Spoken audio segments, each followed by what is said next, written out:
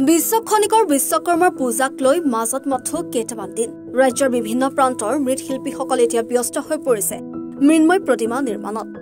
বিশ্ব খনিকৰ বিশ্বকৰ্মাৰ প্ৰতিমাত শেষ পৰশত দিয়াত ব্যস্ত মৃৎশিল্পীসকল।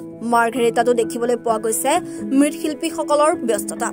মাৰ্ঘেৰিটাৰ ১ নং মাকুম পথাৰস্থিত এখন অতি পুৰণি মৃৎশিল্প প্ৰতিষ্ঠান বাসন্তী শিল্পালয়ত মৃৎশিল্পীসকলে নিৰ্মাণ কৰি উলিয়াইছে ১৫০ শতাধিক বিশ্ব খনিকৰ বিশ্বকৰ্মাৰ প্ৰতিমা। শাৰী শাৰীকৈ ৰখা বিশ্ব খনিকৰ বিশ্বকৰ্মাৰ প্ৰতিমাসমূহক আটকধুনীয়া ৰূপত সজাই তোলাত ব্যস্ত হৈছে এতিয়া মৃৎশিল্পী ৰবিৰ পৰিয়ালৰ প্ৰতিগৰাকী সদস্য। মাৰ্ঘেৰিটাৰ মৃৎশিল্পী ৰবিৰ পৰিয়ালে ৩টা পুৰুষ ধৰি মাৰ্ঘেৰিটাত মৃন্ময় প্ৰতিমা নিৰ্মাণত ব্যস্ত হৈ আছে।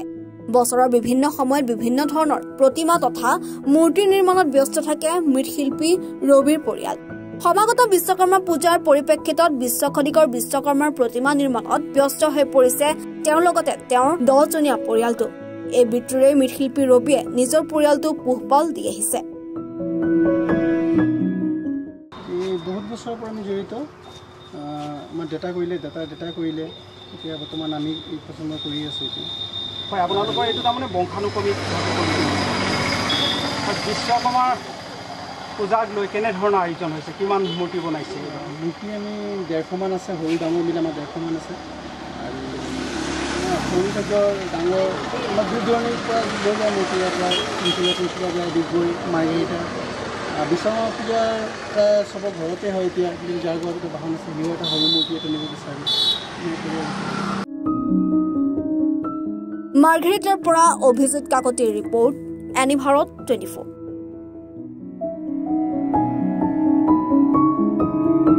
নমস্কাৰ, মই উৎপল দাস আৰু আপোনালোকে চাই আছে এনি ভাৰত। আৰু আপোনালোকক জনাবলৈ পাই মই বহুত সুখী হৈছোঁ যে আমাৰ সকলোৰে মৰমৰ শ্ৰদ্ধা জুবিন গাৰ্গৰ গীতসমূহৰ ভিত্তিত এটা খুব সুন্দৰ ৰিয়েলিটি শ্ব' এনি ভাৰতে আয়োজন কৰিছে, জুবিনৰ গানে কি আনে। এই প্ৰথম ছিজনটোত অডিশ্যনছ আৰম্ভ হ'ব অগষ্টৰ পৰা অসমৰ বিভিন্ন জিলাত।